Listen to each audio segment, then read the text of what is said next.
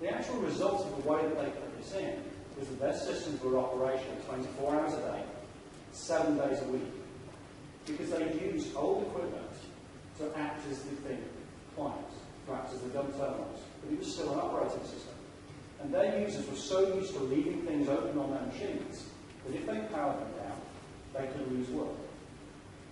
The IT department, the management, were not willing to educate, to stop people from leaving these systems in a state that actually would cost that local government station over £500,000 a year in wasted energy, because somebody might lose a worker.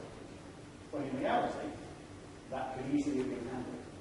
So user objections or IT objections are often just trying to avoid a little bit of extra work, and it can be a huge difference in the actual savings. So these are things that we tend to encounter.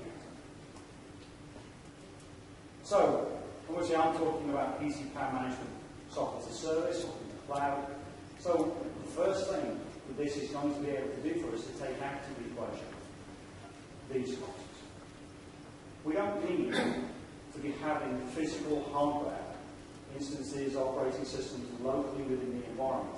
Now, whether this is you as an end user, you as a service provider, we can see the obvious benefits this is going to have in the ease of implementation, the ease of justification. Because instead of having this theoretical break-even point at some point in the future, we can begin to gain the benefit immediately, because the savings are there straight away, but the costs are lower than the savings from day one. So return on investment looks great for this 1,000 node environment, whether it's on-premise or not, but it comes sooner. But in comparison with the 500 that we run, the benefits are still proportionally better here, because while the savings compared to that environment are lower in physical numbers, so is the outcome. The proportion cost to saving is much better. And instead of a 10, 12, 18-month return, it comes straight away. Now, this is the type of business case that can become really appealing to people. And this is part of the reason why cloud services are really open to the masses. Because we don't need the resources. So as a service provider or as even a large enterprise, instead of putting physical servers all over the place, we can put them in a highly efficient, green power source, manage the environment, and manage one or multiple locations or customers simultaneously from the same shared service location. Simplify the business case. We go from being CapEx to OpEx. A big difference. Predictable cost. Predictability. We don't have to say when it's going to do the effect, because it will happen virtually straight away. And it will simplify any process of assessment we do as well, because it's no effort in order to be able to achieve it. Obviously, it's a cloud solution, so we need to overcome any concerns over security.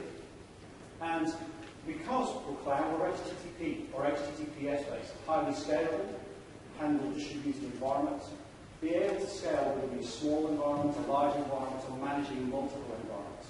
One of the benefits of having this is that we overcome a lot of the barriers otherwise associated with this. And we can handle the organizational barriers involved in here.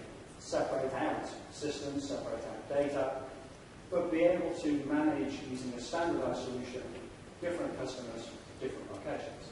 The benefits of cloud. So ultimately, we've taken a unique step of moving away from the traditional model of selling software, putting a physical system on site, so that the very few can receive the benefits. We've put a system in place here that allows us to extend PC power management to everybody.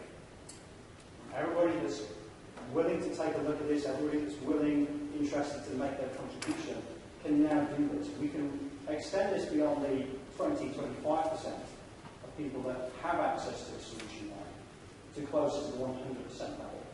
And if we, as an IT industry, want to make the impact, we need to make sure we can address those areas.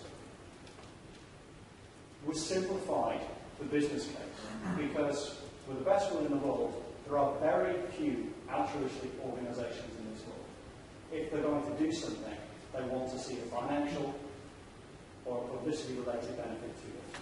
And this will simplify this, and make the decision makers see how simple it is to do this. And as service providers know that there is something that we can use, that we can put in very quickly, very simply, no matter what size of the organisation, however distributed the organisation is, while still making sure that this is a cost-effective service. There's more and more tenders, requests for proposal, outsourcing contracts that are requiring that the vendors provide some kind of green IT offering for power management, data centre and the desktop. But there's no real solution out there today that support those end users with the small or the managed providers and the large environments. So simple justification to be able to make sure not only is it available, but it's relevant and something that people can follow. So that's ultimately what we're trying to do, is rather than go whale hunting and find the big people, we want to make sure that everybody has access. And we'll do that by providing clear metrics, professional level control, and the ability for people to easily access it, deploy it, and gain the benefits and the environmental impacts of this